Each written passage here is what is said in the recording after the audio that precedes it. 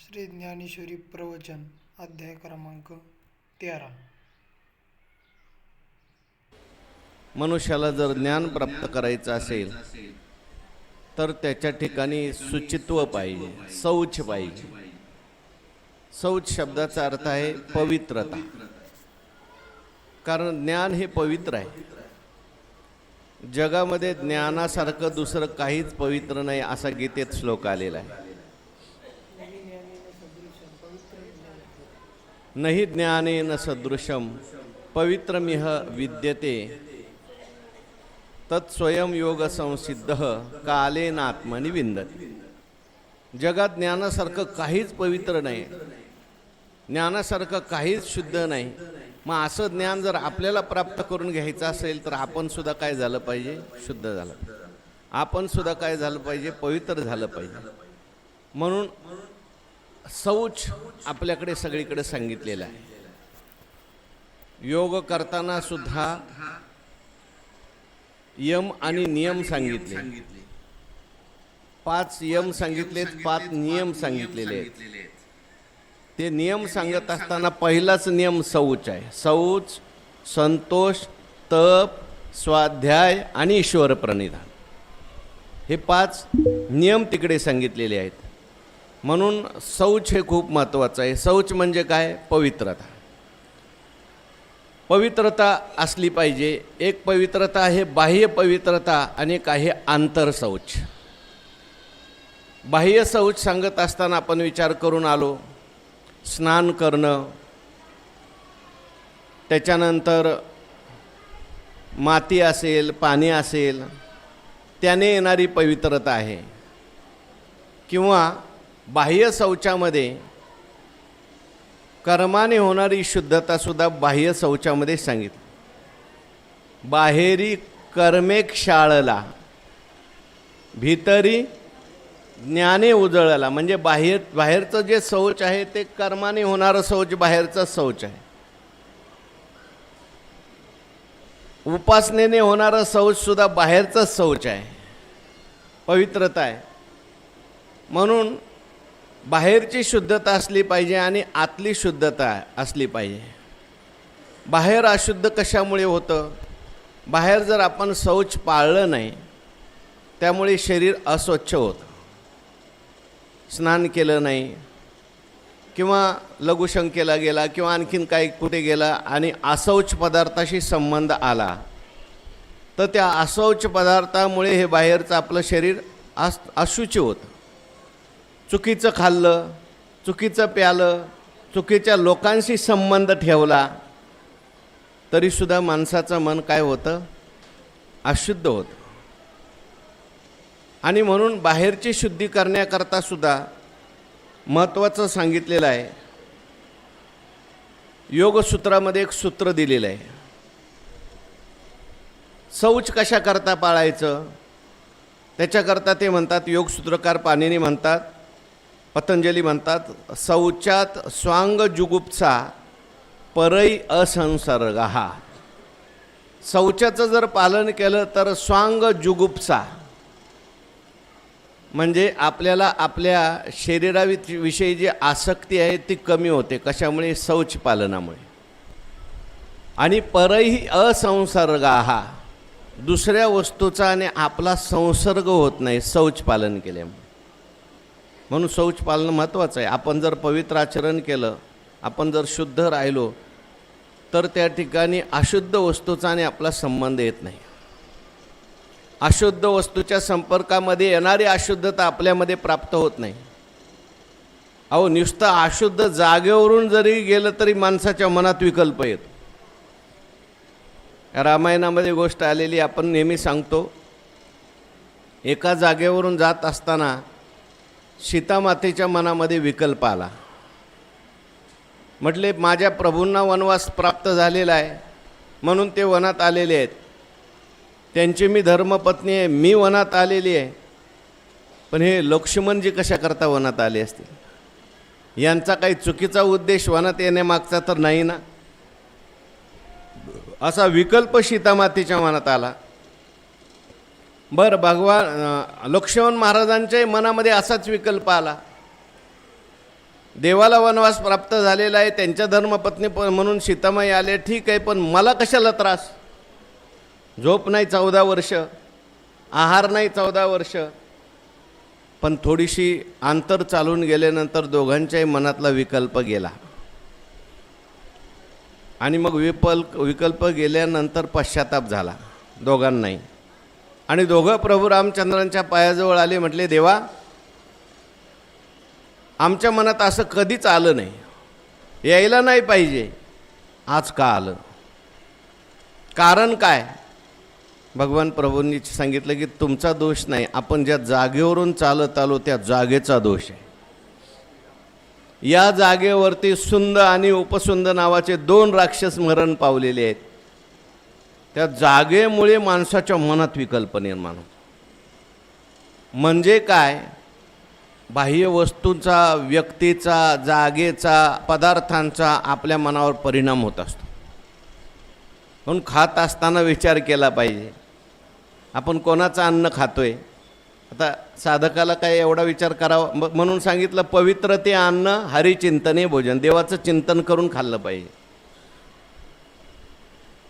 संबंध ठेवत असताना कोणाशी ठेवावा विचार केला पाहिजे. कारण तुकाराम महाराज म्हणतात,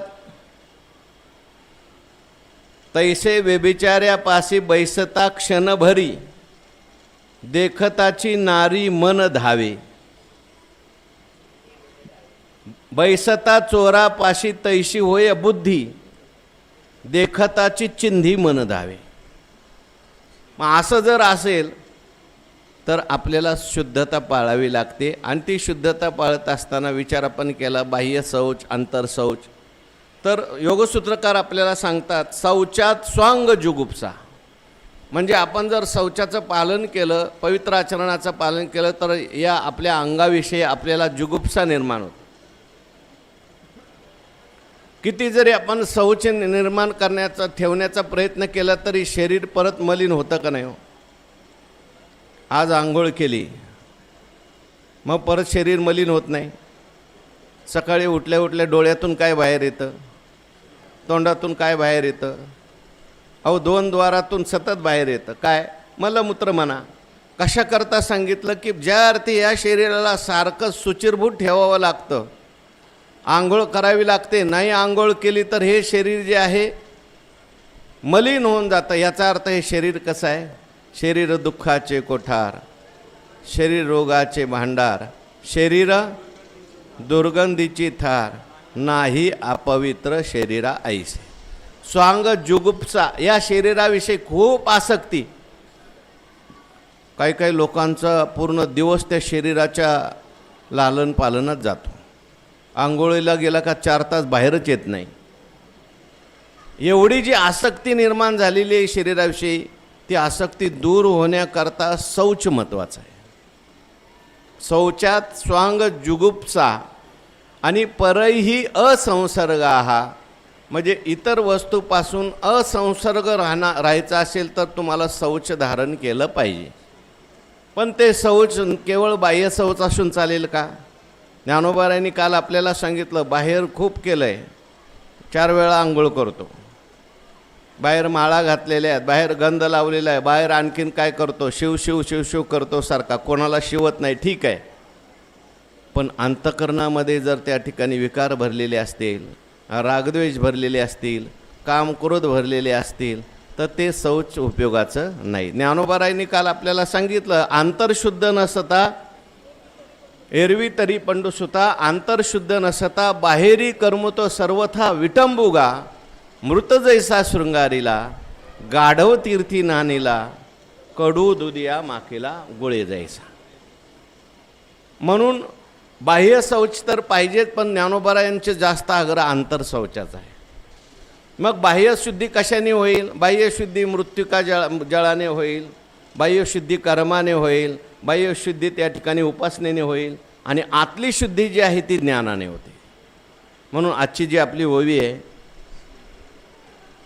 अशा प्रकारे त्याने बाह्य आणि अंतर दोन्ही शुद्ध केलेलं आहे. तेथ अंतर बाह्य गेले. बघा 774 ओवी, 474. तेथ आंतरबाह्य गेले. आतलं सुद्धा गेलं आणि बाहेरचं गेलं. आतली मलिनता गेली म्हणजे अज्ञान गेलं, आवरण गेलं, आणि बाहेरची मलिनता गेली म्हणजे मल गेला, विक्षेप गेला, आणखीन शरीराची अशुद्धी गेली. आता याची साधनं काय त्याचा आपण सगळा विचार करून आलो. शरीराच्या शुद्धीचं साधन स्नान असेल, मल नावाचा दोष घालवायचा असेल, मनातला पापाची वासना त्याच्याकरता निष्काम कर्म केलं. विक्षेप होतोय सारखा मनामध्ये, तो दोष घालवायचा आहे, तर त्याच्याकरता साधन कोणतं सांगितलं आहे? निष्काम उपासना नावाचं साधन सांगितलं आहे. निष्काम उपासना केलेली आहे, निष्काम कर्म केलं आहे, आपल्या वाट्याला आलेलं काम ईश्वराची सेवा म्हणून केलेलं आहे. हे बाह्यमल गेले आणि मग आंतरमल घालवण्याकरता तो श्रीगुरूकडे गेलेला आहे. आंतरमल घालवण्याकरता त्याने श्रवण केलेलं आहे, मनन केलेलं आहे, निधिध्यासन केलेलं आहे आणि साक्षात्कार करून घेतला. मी देह आहे ही वृत्ती गेली, मी ब्रह्म आहे ही वृत्ती आली, मी ब्रह्म आहे ही वृत्ती गेली आणि ब्रह्मरूप झाला. जेने भ्रांतीपासून हिरतले, गुरुवाक्ये मन धुतले, आत्मस्वरूपी घातले रोवुनिया. अशा प्रकारे जो झालेला आहे, जो परमात्मा स्वरूप झाला, जो ब्रह्मस्वरूप झाला, त्याच्या जीवनामध्ये आता बाह्यही गेलं. ते तर आंतरबाह्य गेले, निर्मळत्व एक जाहले. त्याच्या ठिकाणी आता निर्मळत्व झालं आहे, एक निर्मळत्व झालं. किंबहुना उरले सुचित्वची. आता फार काय सांगू, त्याच्या ठिकाणी फक्त सुचित्व उरलं. सुचित्व उरलं म्हणजे तो सुद्धा उरला नाही. काय उरलं? सुचित्व उरलं. सुचित्व म्हणजेच फक्त पवित्रता उरली. पवित्र असलेलं आत्मस्वरूप उरलं, पवित्र असलेलं परमात्मा स्वरूप उरलं.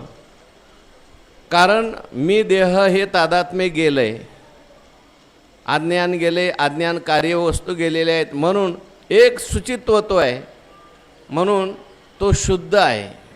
आंतरबाह्य शुची, स आंतरबाह्य शुची असं म्हटलेलं आहे. असा शुचित्व जो झालेला आहे, सकळ चिंतामणी शरीर.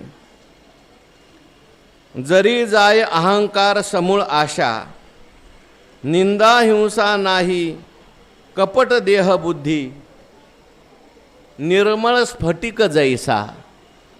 तुकोबाराय म्हणतात, मोक्षाचे तीर्थ न लगे वाराणसी, येती तयापासी अवघी जने, तीर्थासी तीर्थ झाला तोची एकू, मोक्ष तेने दर्शने.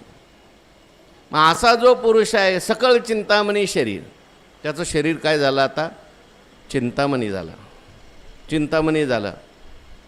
जरी जाय समूळ आशा, जरी जाय अहंकार, अहंकार गेला आणि समूळ आशा गेली. निंदा हिंसा नाही कपट, कपट गेलं, हिंसा गेली, निंदा गेली, देहबुद्धी गेली, निर्मळ स्फटिक जैसा. त्याचं शरीर कसं झालं आता? निर्मळ स्फटिकासारखं शरीर झालं. म्हणून तुकोबाराय म्हणतात, महामळे मन होते जे गादले, शुद्ध चोखाळले स्फटिक जैसे. म्हणून आता मोक्षाचे तीर्थ न लगे वाराणसी, वाराणसीला जायचं गरज नाही म्हणतात. मोक्ष तेने दर्शने, त्याला पाहिलं की तुम्हाला मोक्षच मिळाला पाहिजे. म्हणून ज्ञानोबरायांना पाहिलं, तुकोबारायला पाहिलं की मोक्ष आहे. कैवल्याचा पुतळा प्रगटला भूतळा, चैतन्याचा जिव्हाळा ज्ञानोबा माझा. म्हणून तो आता सुची स्वरूप झाला. मनोनी सद्भाव जीवगत, बाहेर दिसती फाकत, ते स्फटिक गृहीचे डोलत दीप जैसे.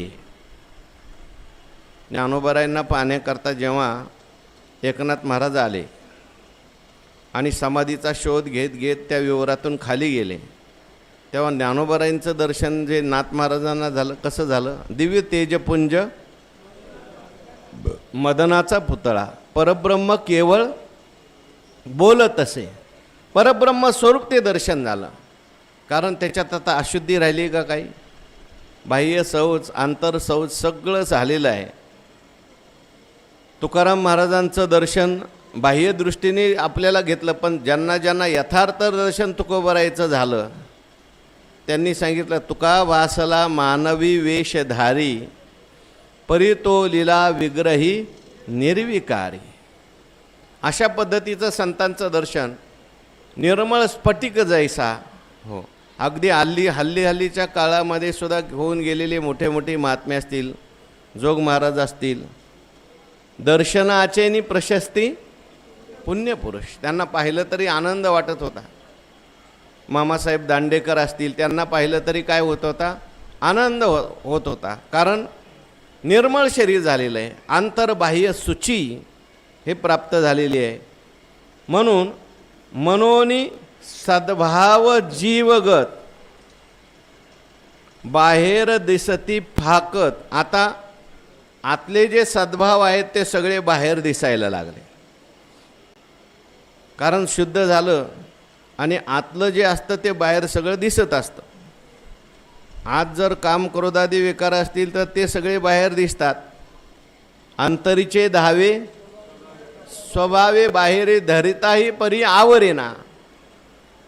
म्हणून सद्भाव, आता आत तो शुचित्व झाला, मग काय होतं, ज्ञानोबराय म्हणतात म्हणून सद्भाव जीवगत.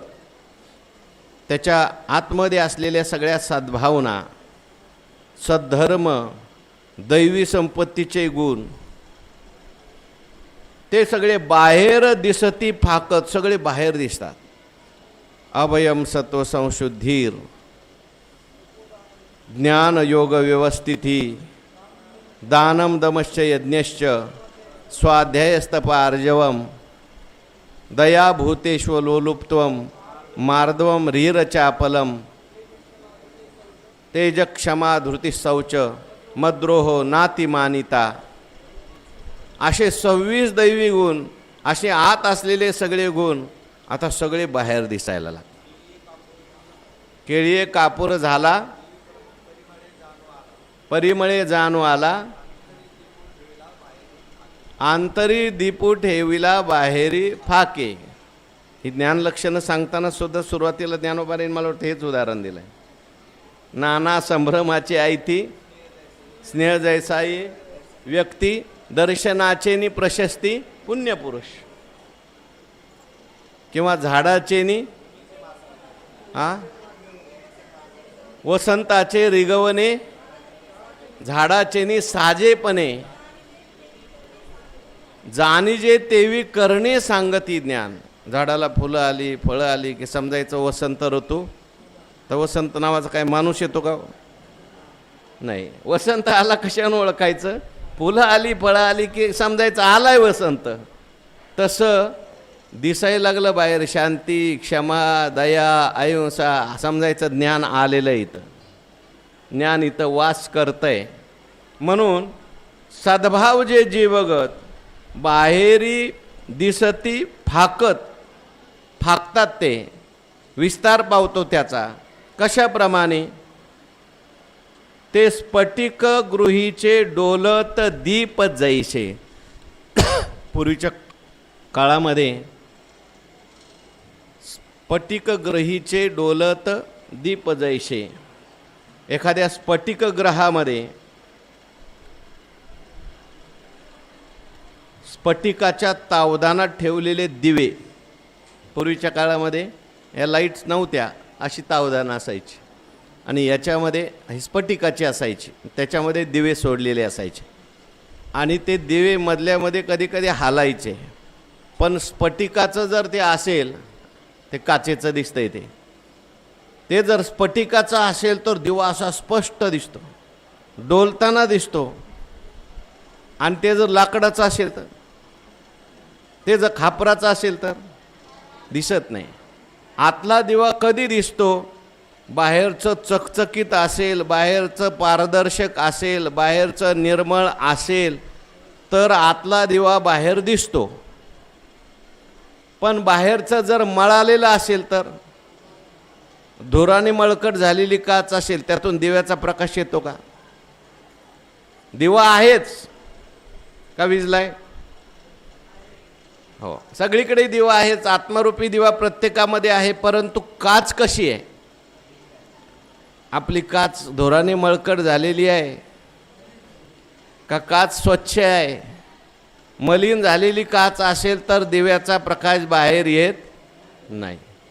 पण काच जर त्या ठिकाणी स्वच्छ झालेली असेल, स्फटिकासारखी झालेली असेल, तर आतला प्रकाश एकदम लकलकीत बाहेर येतो. तसं आता या महापुरुषांची काच कशी झालेली आहे? स्वच्छ झालेली आहे. आणि म्हणून आतला जो सगळा प्रकाश आहे, ज्ञानाचा प्रकाश, तो बाहेर फाकतो. आतले सद्भाव बाहेर येतात. विकल्प जेने जेने उपजे, नाथिली विकृती निपजे, अप्रवृत्तीची बीजे अंकुर घेती, ते ऐके देखे अथवा भेटे, परी मनी काहीच नुमटे, मेघरंगन काटे व्योम जैसे. ज्ञानोबारायांनी अशी सूची ज्याला प्राप्त झाली, असा पवित्रपणा ज्याला प्राप्त झाला, तो कशानेच आता अपवित्र होत नाही. तो जरी व्यवहार करत असला, जरी जगात राहत असला, तरीसुद्धा ज्ञानोबाराय म्हणतात विकल्प जेने जेने उपजे. ज्याच्यामुळे विकल्प निर्माण होतो, मनामध्ये अनेक विकल्प निर्माण होतात. विकल्प म्हणजे विरुद्ध कल्पना. परमात्मा स्वरूपाच्या विरुद्ध कल्पना निर्माण होणं म्हणजे विकल्प. मी देह आहे हा काय? विकल्प. हे माझा आहे, विकल्प. मी काळा गोरा आहे, विकल्प. मी चांगला वाईट आहे, विकल्प. हे समोरचे चांगले वाईट आहेत, विकल्प. हा माझा आहे, तुझा आहे. आपण वस्तू पाहिली की मनात विकल्प निर्माण होतो. हे चांगलं आहे, हे वाईट आहे, हे आपलं आहे, हे परक आहे. हे घ्यायचं का? हे नको. हे पाहू नको. असे विकल्प, वस्तू पाहिली, व्यक्ती पाहिली, विषय पाहिली की माणसाच्या मनात निर्माण होतात. विकल्प जेने जेने उपजे किंवा नाथिली विकृती निपजे, वाईट असे मनोविकार निर्माण होतात. मग काम निर्माण होतो. पहिला विकल्प निर्माण होतो. मी देह आहे हा विकल्प निर्माण झाला. अमुक वस्तू माझी आहे विकल्प निर्माण झाला. अमुक चांगलं आहे विकल्प निर्माण झाला. अमुक वाईट आहे. आणि मग लगेच काम, क्रोध, लोभ, मद, मत्सर, दंभ, अहंकार हे सगळे विकार येतात. त्याच्यानंतर हे विकार निर्माण होतात. म्हणून ज्ञानोबाराय म्हणतात विकल्प जेने जेने उपजे, नाथिली विकृती निपजे, आणि मग अप्रवृत्तीची बीजे अंकुरे जे अंकुर घेती. मग अप्रवृत्ती हे पहिला विकल्प, नंतर विकार, नंतर अप्रवृत्ती. विकल्प खायला नाही पाहिजे पण ती वस्तू समोर दिसली, विकल्प निर्माण होतो. जेवण झालंय पण तरी म्हटले 4 गुलाबजामुन खा. खाऊ का नको, खाऊ का नको. मग म्हणतो जाऊ दे आता, आजचे दिवस खाल्लं, उद्या कुठं मिळणार आहे आपल्याला, खा. 4 वडे जास्तच खा, परत मिळतील की नाही सांगता येत नाही. मग खाल्ले, विकल्प निर्माण झाला, त्याच्यातून विकार निर्माण झाला, आसक्ती निर्माण झाली. खाल्ल्यानंतर मग त्याचा परिणाम काय झाला? अप्रवृत्ती. आता काय झोपेतून उठ म्हटलं आजच्या दिवस प्रवचनाला जायलाच नको, झोपच खूप आली. अप्रवृत्ती, रजोगुण वाढला, तमोगुण वाढला, त्याच्यामध्ये मग निषिद्ध कर्मामध्ये प्रवृत्ती जाते. नको ते पाहू लागला, नको ते खाऊ लागला. अप्रवृत्तीची बीजे अंकुर घेती. हे कोणाच्या दृष्टीने? अज्ञानी माणसाच्या दृष्टीने. ते ऐके, ज्याच्यामुळे विकल्प निर्माण होतो, ज्याच्यामुळे विकार निर्माण होतात, ज्याच्यामुळे अप्रवृत्तीचं बीज तयार होतं, ते ऐके. हा मनुष्यसुद्धा ते ऐकतो. बघा, ते ऐके देखे अथवा भेटे तो सुद्धा ऐकतो, विकल्प निर्माण होणार. तो सुद्धा पाहतो, विकल्प निर्माण होणार. त्याला सुद्धा भेटतं, विकल्प निर्माण होणार. भेटलं तरी काय होतं? तरी मनी काहीच नुमटे, पण त्याच्या मनात मात्र काही विकार निर्माण होत नाही. का? कशाप्रमाणे? मेघांगे न काटे व्योम जैसे. बरोबर आहे ना? तुमच्याकडे काय? मेघरंगे आहे का? बर, किती व्यव? 400. हां, मेघरंगे न काठे, बघा असं आहे. म्हणून काटे व्योम जैसे. मेघरंगे, मेघामध्ये मेघाचे अनेक प्रकारचे रंग असतात. आकाशात कधी काळे मेघ येतात, आकाशात कधी लाल मेघ येतात, आकाशात कधी हिरवे नाही निळे मेघ येतात, आकाशात कधी निळे मेघ येतात. अनेक प्रकारचे मेघ आकाशामध्ये आले, त्याने आकाश लाल होतं का? आकाश पिवळं होतं का? आकाश काळं होतं का? आकाश जसंच्या तसं आहे. मेघ आणि मेघ रंगे न काटे व्योम जैसे, म्हणजे मेघाच्या रंगाने आकाश. काटे शब्द आहे का? काटे शब्दाचा अर्थ काय? मलिन होत नाही. मेघ रंगे न काटे व्योम जैसे, हा फाटत नाही. बर, ते काटे जसे फाडतात कपडे, तसं ते फाटत नाही.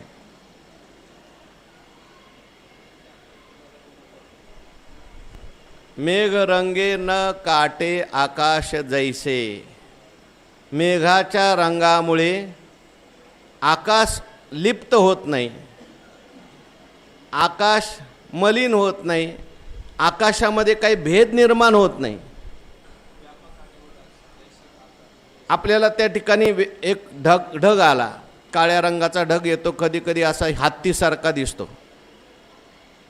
मग ते मेघात त्या ठिकाणी आकाशात काय हत्ती तयार झाला का? कापून तयार केला का तिथं हत्ती? कट झालं का तिथं? नाही.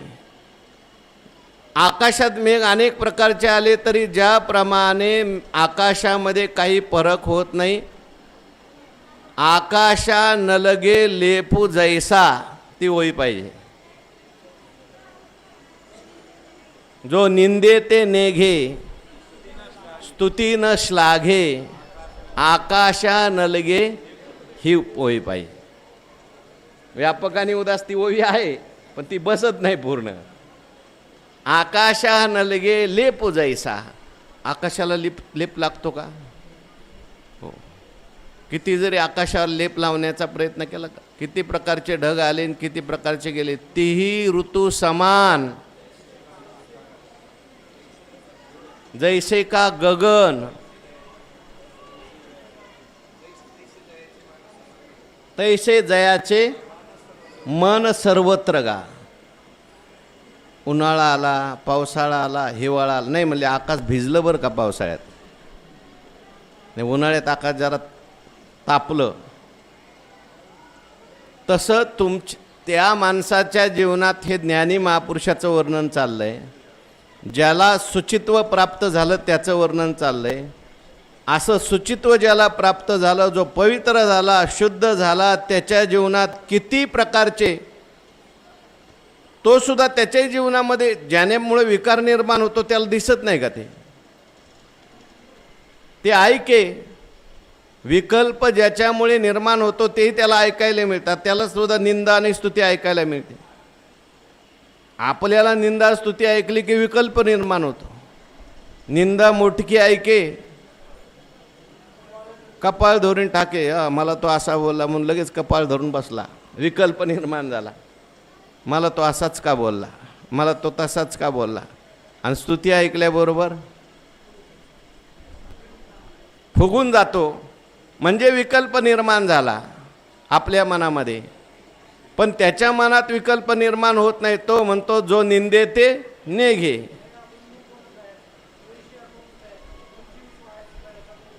जो निंदे ते नेघे, स्तुतीनं श्लाघे. कारण निंदा आणि स्तुती मान करुणी एक पांते. निंदा ही शरीराचीच आहे आणि स्तुती ही मी शरीर आहे का? आत्मेची निंदा आहे का? आत्मेची स्तुती आहे का? आत्मा जसाच्या तसाच आहे.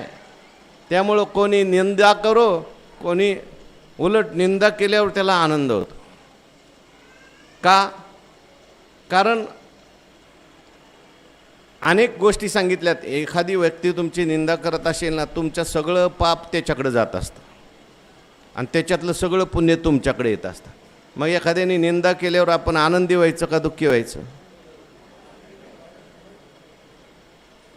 आणि जेव्हा एखादी आपली स्तुती करत असतो त्यावेळेस तो आपलं सगळं पुण्य घेत असतो आणि त्याचं पाप आपल्याकडे टाकत असतो. मग स्तुती करणारा आपला जवळचा आहे का निंदा करणारा? आपल्याला आनंद कशाने होतो? आपला फायदा करणाऱ्यामुळे आनंद होतोय आपल्याला का आपलं नुकसान करण्यामुळे आनंद होतो? हो. का? प्रतिकूल ज्ञान अनुकूल ज्ञान आपलं चुकीचं आहे. म्हणून काय, जे ऐके देखे त्याला सुद्धा सगळं दिसतंय ना. विकल्प ज्याच्यामुळे निर्माण होतो, विकार ज्याच्यामुळे निर्माण होतो, किंवा अप्रवृत्तीचं बीज जिथं निर्माण ते त्याला पाहायला मिळत नाही का? रस्त्याने चालला आणि जात असताना त्याला चांगलंही दिसतंय वाईटही दिसतंय. तोही नेत्री पाहे, श्रवणी ऐकिता आहे, परी तेतीचा सर्वता नव्हे नवल देखे. त्याला रस्त्याने जात असताना चांगलंही दिसतंय, त्यालाही वाईट दिसतंय, त्यालाही चांगलं ऐकू येतंय, त्यालाही वाईट ऐकू येतंय. त्यालाही चांगली माणसं भेटतात, जास्त वाईटच भेटतात. तुकाराम महाराजांना काही सगळे सज्जनच भेटले का? मंबाजी बाबा भेटलेच ना. रामेश्वर भट्ट तरी सुरुवातीला कुठं अनुकूल होते, म्हणून त्यालाही अशी माणसं भेटतात. त्याच वेळेस मंबाजी बाबा होते ना आता नाहीत असं तुम्ही म्हणता काय? आता सुद्धा आहेत. तुम्ही म्हणाल कुठे आहेत? बघा तुम्हाला दिसतील. अहो, सज्जन माणसाला त्रास देणारी माणसं आताही आहेत, सज्जन माणसाला शिवे देणारी माणसं आताही आहेत, आणि चांगल्या माणसालाच जास्त त्रास आहे. पण हे सगळं जरी झालं तरी त्याची प्रतिक्रिया काय आहे? परी मनी काहीच नुमटे, त्याच्या मनात काही उमटत नाही. कशामुळे? कशाप्रमाणे? मेघ रंगे न काटे व्योम जैसे. तो म्हणतो हे सगळं ढग आलेले आहेत. कुठं? आकाशात. मी आकाश आहे. अनुरनिया थोकडा. हे आकाशात आलेले ढग आहेत, ते किती दिवस राहणार आहेत? कायम राहणार आहेत. काळे ढग आले, निळे ढग आले, लाल ढग आले, पण हे सगळे काय आहेत? ढग आहेत, जाणार आहेत, स्थिर राहणार नाहीत. मी मात्र स्थिर आहे. म्हणून त्याच्या मनात त्या ठिकाणी परिणाम होत नाही. एरवी इंद्रियाचे निमेळे विषयावरी तरी लोळे, परी विकाराचे नि विटाळे लिंपी जेना. एरवी ज्ञानोबाराय म्हणतात असा पुरुष विषय सेवन करतो की नाही याचे उत्तर देतात. तो प्राप्त विषय सेवन करतो. आता तो सुद्धा विषय सेवन करणारच आहे. त्याला भूक लागली खाणार आहे, तोही डोळ्याने पाहणारच आहे, तोही त्या ठिकाणी जे काही प्राप्त विषय ते सगळे भोगणार आहे. पण असं जरी असलं तरी सुद्धा एरवी विषय इंद्रियाचे नि मेळे विषयावरी तरी लोळे. नुसता विषय सेवन करतो, प्राप्त करतो का लोळे? ज्ञानोबारायांचा पुढचा आणखीन पाऊल आहे. लोळे म्हणजे कदाचित पूर्ण तो विषयात आहे असं दिसेल, बाह्यदृष्टीने, पण विकाराचे विटाळे लिंपी जेना, पण विकाराच्या विटाळाने तो लिप्त होत नाही. विकार कोणते आहेत? काम क्रोधाधिक हे विकार आहेत. विषय येणं वेगळं आणि विषय असल्यानंतर काम क्रोधादी विकार निर्माण होणं आणि त्याने ते विटाळ आहेत. ते माणसाचं मन विटाळून टाकतात, ते माणसाला खाली आणतात, ते आत्मस्वरूपापासून आपल्याला च्युत करतात. म्हणून त्यांना विटाळ असं म्हटलेलं आहे. खरा विटाळ कशाचा आहे? या विकारांचा आहे. म्हणून इंद्रियाच्या, कदाचित तो आता व्यवहारात असेल तर इंद्रियाच्या मेळाने विषयावर लोळत असलेला दिसेल. आपल्याला जनक महाराजांच्या बाबतीत असं सांगतात, काय तुका म्हणे राज्य करिता जनक, अग्नी माझी एक पाव जळे. शुकाचार्यांना जेव्हा जनकाकडे जाण्याकरता व्यास महर्षींनी सांगितलं, जनक भेटीशी पाठविला. ते म्हटले जनकाकडे जा, मग जंगलात जा. शुकाचार्यांना वाटलं मी एवढा मोठा संन्यासी, आईच्या पोटात 12 वर्ष राहिलो, बाहेरच आलो नाही, अवधूत आहे मी, आणि मला त्या गृहस्थी माणसाकडे पाठवतात. त्याला 300-350 बायका होत्या म्हणतात. जनकाला राज्य करत होता. आता असं असल्यानंतर विषय आलेच ना त्याच्याकडे, मला त्याच्याकडे कशा करता पाठवतात? तर असं कुठंतरी मी वाचलं, जनकाने सांगितलं शुकाचार्य आलेत ना, येऊ द्या. जनक बसला होता. असं म्हणतात एका बाजूला त्याची पत्नी होती, तिच्या अंगावर हात, आणि एका बाजूला विस्तावर हात ठेवला होता. ते निद्रिताच्या उशासी सापतैशी उर्वशी तैसी स्वरूपस्थासी देही द्वंद्वे. तो म्हटलं हे दोन्ही मला समान आहे. इकडं हे असू दे, तिकडं ते असू दे, मला काय आहे, समान आहे. आपण कान्होराज महाराजांचं चरित्र सांगतो. कान्होराज महाराज बसलेले होते आणि एक पंडित एक त्यांच्या दर्शनाला आले. म्हटले कान्होराज पाठक कुठं राहतात? म्हटले याच देहाला कान्होराज पाठक म्हणतात. एक पोरगं या मांडीवर, एक पोरगं या मांडीवर, एक खांद्यावर, एक मिशा ओढतंय, एक दाढी ओढतंय. म्हटले तुम्ही कान्होराज आहे का? म्हटले हो, यालाच देहाला कान्होराज म्हणतात. ते म्हटले मला वाटलं होतं फार मोठे संत असाल, मी तुम्हाला भेटायला आलो. म्हटले का बाबा काय झालं? नाही नाही, तुम्ही तर पोरं बाळवालेले आहे म्हणे. एक पोरगा मांडीवर, एक पोरगा खांद्यावर, असला कुठं संत असतो का? म्हटले बाबा पोरामुळे तुला अडचण वाटते का? धरलं पोरण, टाकलं विहिरीमध्ये. म्हटले जाऊ दे, आता तरी माझ्या घरी या, तुम्ही जेवून जा. मला संत नका म्हणू, पण जेवण करून जा, एवढे लांबून आले. म्हटले आता सुतक पडलं तुम्हाला, तुमच्या घरी कसं काय जेवायचं? असल्या निर्दय माणसाच्या घरी कसं जेवायचं? हाक मारल्याबरोबर एक एक पोराला हाक मारली की ती पोरं वर आली परत. तो कर्मे करी सकळे परी कर्म बंधा नातळे, न शिंपे जळी जळे पद्मपत्र. अशी त्यांची अवस्था असते. भगवान श्रीकृष्ण परमात्म्याचं काय? किती हजार पत्न्या होत्या? 16,108. कोणी देवाला विचारलं देवा 109 का नाही? म्हटले 9वी आली नाही म्हणून. ज्यांनी ज्यांनी मला प्रार्थना केली देवा आमचा स्वीकार करा, त्यांचा मी स्वीकार केला. 9वी आली असती तर मी नाही म्हटलंच नसतं. का? माझा अवतारच त्याच्याकरता आहे, भक्ताचं मनोरथ पूर्ण करण्याकरता अवतार आहे. ऋण फेडावया अवतार केला, अविनाश आला. पण एवढं सगळं करून लिप्त झाले का? रासलीलेचं वर्णन केलंय. रासलीलेत भगवान परमात्म्याने नृत्य केलं. कसं नृत्य केलं? शुकाचार्यांनी उदाहरण दिलंय. जसं लहान मुलगा आपला प्रतिबिंबाला पाहून नाचतो तसं भगवान परमात्म्याने नृत्य केलं. कुठेही भगवान लिप्त झाले नाहीत. म्हणून एरवी इंद्रियाचे निमेळे विषयावरी तरी लोळे. कदाचित त्याचा विषयाचा संबंध येत असेल, पण त्या विषयातून परी विकाराचे विटाळे विकार निर्माण होत नाही. का विकार होत नाही? तो विकार निर्माण होण्याकरता जो अहंकार आहे तो नाही. विकार होण्याकरता जी देहबुद्धी आहे ती नाही. म्हणून विषय इंद्रियाचा जरी संबंध आला तर या विषयातही काही आपण पे वाचुनी नाही तरी विषय कवन काही बाधतील कवना. विषयात त्याला विषय दिसतात का परमात्मा दिसतो? परमात्मा दिसतो. त्यामुळं तिथं त्या विकार निर्माण होत नाही.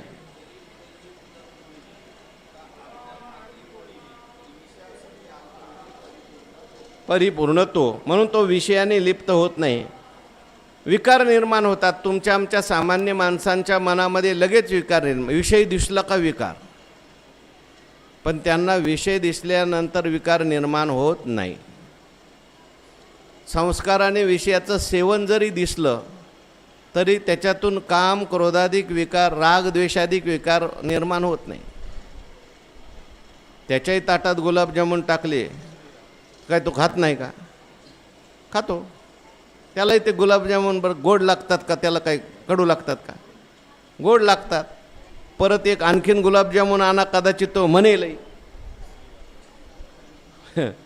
म्हणेलही तो संस्काराने. पण पुढच्या वेळेस उद्या गुलाबजामुनच पाहिजे असा आग्रह त्याचा नसताना खाईल त्या ठिकाणी. म्हणून त्याच्या मी मागे सांगितलं होतं, मामासाहेबांच्या बरोबर रस खायला पोरं गेले. म्हटले गेल्या वर्षीचा रस चांगला होता आणि या वर्षीचा रस जरा थोडासा कमी होता. मामा म्हणले गेल्या वर्षी तुम्ही रस खाल्ला पण या वर्षी रसाने तुम्हाला खाल्लं. आपण रस खाल्ला पाहिजे पण रसाने आपल्याला खाल्लं नाही पाहिजे. आपण खुर्चीवर बसलं पाहिजे पण खुर्ची आपल्यावर नाही बसली पाहिजे. विषय आपण सेवन केले पाहिजे पण विषयाने आपल्या डोक्यावर नाही बसलं पाहिजे. याला विकार निर्माण होणं म्हणतात. म्हणजे त्याच्यात राग निर्माण झाला.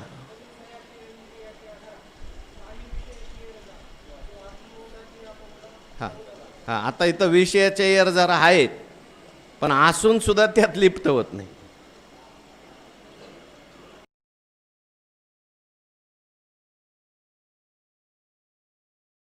बुवामुळे झालं. त्या बुवाला अद्दल घडवायची. असे बरेच लोक अद्दल घडवतात बुवा लोकांना. म्हटले बुवाला आता पण अद्दल घडवायची म्हणजे काय करायचं? म्हटले काही नाही, जेवायला घरी बोलवायचं. कीर्तन संपलं, दर्शन केलं, पतीला सांगितलं अहो एवढे महाराज तुम्ही रोज महाराजांचं नाव घेता, कीर्तनाला जाता, एकदा तरी महाराजांना आपल्या घरी आणा. आंब्याचे दिवस आहेत, एकदा तरी आपल्या घरी आणा. आणलं. आणल्यानंतर संध्याकाळी आता कीर्तन संपल्यावर आले होते. म्हटले झोपू दे आपल्याच घरी आज महाराजांना. झोपले महाराज. दुसऱ्या दिवशी सकाळी आंघोळ करायला पाणी मागितलं महाराजांनी. म्हटले पाणी द्यायचं काम मी करते. गेली आणि महाराजांच्या डोक्यावर वासं उकळतं पाणी टाकलं. आता महाराज शेवटी शरीर आहे ना हो, डोक्यावर उकळतं पाणी लागलं काय भाजणार नाही का? महाराजांनी ओरडायला सुरुवात केली, जळे माझी काया लागला वनवा धावरे केशवा. तिला काहीच नाही म्हणली. कोणाला हाक मारली? देवा ये बाबा ये, काहीतरी झालं म्हणे. म्हणजे काय? तेवढ्यापुरता विषयाचा संबंध आला, प्रतिकूल विषयाचा, तेवढ्यापुरता शरीर त्रास झाल्यामुळं ओरडलं सुद्धा. पण पुढं महाराज त्या ठिकाणी त्या बाईचा द्वेष करत बसले का? नाही. ठीक आहे म्हटले, जे काही घडतं ना देवाच्या सत्तेने घडतं आहे. परमात्मा सर्व काही करतो आहे. तो माझी परीक्षा बघत असेल मी खरंच सहनशील आहे का, खरंच मला राग येतो आहे का, असंही करत असेल. कदाचित मी तर पुढं जाऊन सांगतो, कदाचित शिव्याही देतील त्यावेळेस त्या बाईला. पण शिव्या दिल्या तरी मनातून त्यांना कुठलाही तिचा द्वेष राहणार नाही. कदाचित मारतीलही पण मनातून त्यांच्या द्वेष राहणार. व्यवहार म्हणून संस्कारामुळे या क्रिया घडतात. पण घडलं तरी रागद्वेष अंतःकरणात नसतो. म्हणजे विकाराचेने विटाळे लिंपी जेना. जैसा अग्नीचा डोंगरू नेघे कोणी बीजांग करू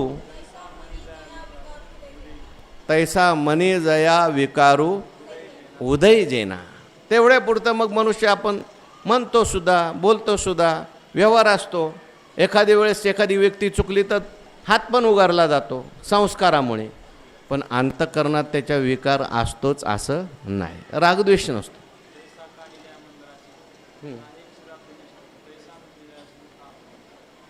हां, म्हणून का पतिपुत्रा हां भेटलिया वाटेवरी चोखी आणि महारी तेथ नातळे त्या परी राहतो जाणे. उदाहरण दिलं ज्ञानोबा आहे. मग दृष्टांत देऊन ज्ञानेश्वर महाराजांची हातोटी आहे. रस्त्याने एखादी पवित्र स्त्री गेली आणि एखादी अपवित्र स्त्री गेली. रस्ता काय वाट त्याच्यामुळे काही लिप्त होते का? किती लोक रस्त्यावरून जातात. रस्ता जसाच्या तसाच अलिप्त साक्षी राहतो, तसा हा साक्षी राहतो. चांगलंही भेटलं वाईटही भेटलं, त्या दोन्हीने त्याच्या मनात विकार निर्माण होत नाहीत. चांगल्याबद्दल आसक्ती नाही, वाईटाबद्दल द्वेष नाही. तैसे हृदय हां का पतिपुत्रा ते आलिंगी एकची ते तरुणांगी ते तर पुत्र भावाच्या अंगी न लगेची कामू. एकच तरुणा बाई आहे, ती पतीला सुद्धा आलिंगन देते आणि मुलाला सुद्धा आलिंगन देते. पतीला दिलेलं आलिंगन वेगळं आहे आणि मुलाला दिलेलं आलिंगन वेगळं आहे. ज्यावेळेस आपल्या मुलाला आई आलिंगन देते त्यावेळेस तिच्या मनात कामना निर्माण होते का? नाही. का कामना निर्माण होत नाही? कारण मुलाचा भाव आहे तिच्या मनामध्ये, कुठल्याही प्रकारे विकार निर्माण होत नाही. त्याप्रमाणे याच्या जीवनामध्ये कुठलेही विषय प्राप्त झाले तरीसुद्धा विकार निर्माण होत नाही. का? कारण त्या मुलाच्या बाबतीत जसा आईचा आत्मीयतेचा भाव आहे, तसा या सगळ्या विश्वाच्या बाबतीत याचा आत्मीयतेचा भाव आहे, परमात्मा स्वरूपाचा भाव आहे. म्हणून त्याच्या मनामध्ये विकार निर्माण होत नाहीत. तेथ पुत्र भावाच्या आलिंगी अंगी न लगेची कामू तैसे हृदय चोख संकल्प विकल्पी सनोळख कृत्याकृत्य विषेक पुढे जाणे. तसं हृदय कसं झालं आता? चोख. तयाचे चोखटे, चोख म्हणजे शुद्ध झालं, हृदय शुद्ध झालं. संकल्प विकल्पी सनोळख, चोख झालं म्हणजे काय झालं?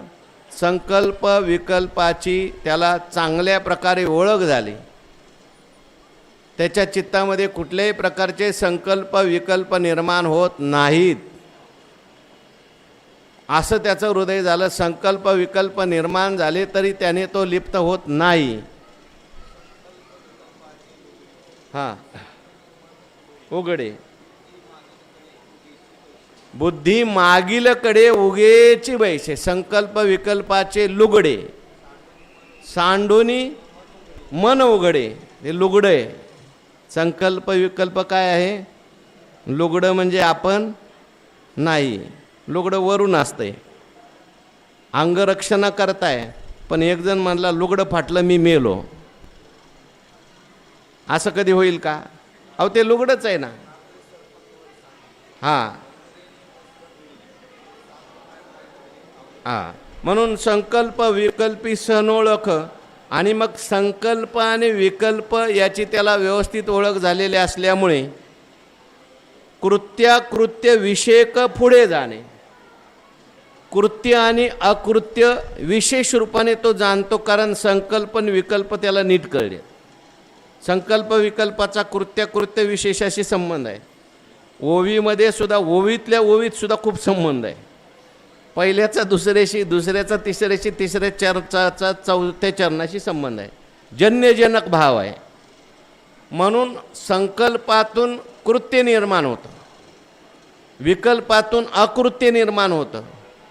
आणि म्हणून त्याला संकल्प विकल्प चांगले कळल्यामुळे काय करायचं आणि काय करायचं नाही हे चांगलं कळलं. करायचं आहे तर सहज त्याच्याकडून घडतं, आणि जे करायला नाही पाहिजे ते होतच नाही. नाईकने ते कानची वाळी, पाहणे ते दिठीची गाळी, न पाहणे ते दिठीची गाळी, आवाजचे ते टाळी, जिभची गा. आपोआप त्याच्याकडून घडायला लागतं. आणि म्हणून कृत्य काय अकृत्य काय त्याला कळलं, ओळख झालेली आहे. तैसे विकल्प कृत्याकृत्य विषयक पुढे जाणे, पानीय हिरा न भिजे. पाण्यात हिरा भिजतो का?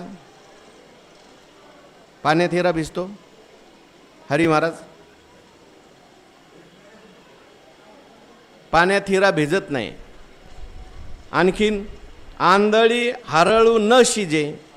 आधनात जर खडा घातला, भातात एक खडा टाकला, शिजून निघतो का? नाही. तैशी विकल्प जाते न लिंपिजे मनोवृत्ती.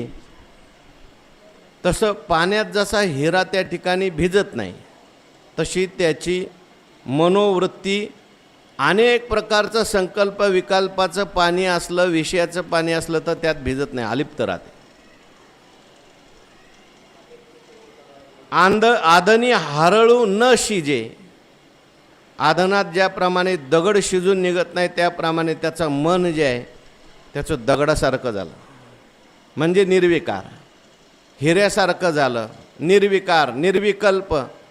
अशा आत्मस्वरूपाच्या ठिकाणी आपलं मन त्याने ठेवलं. आणि त्याला माहिती आहे आत्मा कधी काही कशाने लिप्त होत नाही. परमात्मा स्वरूपाच्या ठिकाणी मन ठेवलं असल्यामुळे तैशी विकल्प जाते न लिंपीजे मनोवृत्ती. त्याची मनोवृत्ती विकल्प, अनेक प्रकारचे विकल्प निर्माण झाले. निंदा असेल, स्तुती असेल, मान असेल, अपमान असेल, अनेक प्रकारचे राग असेल, द्वेष असेल, ह्या सगळ्या विकल्पाने त्याची मनोवृत्ती लिप्त होत नाही. तया नाव सुचीपण पार्थागा संपूर्ण, हे देखशी तेथ जान ज्ञान आहे. त्याला म्हणायचं सुचित्व. तया नाव सुचीपण, सुचित्वपण, तो सुचित्वपण आहे. पार्था संपूर्ण, आणि संपूर्ण सुचित्वपण आहे बरं का, अर्ध नाही. काहीचं बाहेर शौच आहे तर आत नाही, काहीचं आत आहे तर बाहेर नाही, काही आत बाहेर आहे पण व्यवहारात गेलं की गडबड होते, बाहेर गेलं की गडबड होते. काही काही लोक शुद्ध असतात पण एकांतात असताना लोकांतात गेलं की लगेच अशुद्ध होऊन जातं, मन विक्षेप होतो. हे बाहेर जाऊ द्या, आत जाऊ द्या, व्यवहारात असू द्या, परमार्थात असू द्या, कुठेही असू द्या, यांच्यात सुचित्वपणात बिघाड येत नाही. तया नाव सुचित्वपण पार्थागा संपूर्ण, हे देखसी, असं जिथं पाहशील तेथ जान ज्ञान आहे. समजायचं तिथं काय आहे? ज्ञान आहे. आता आणि स्थिरता साचे घर रिगाली जयाचे, तो पुरुष ज्ञानाचे आयुष्य. आता स्थिरता कशाला म्हणतात? पुढचा गुण सांगायचा आहे तो उद्याच्या प्रवचनात. उद्या बरांच्या या पवित्र अशा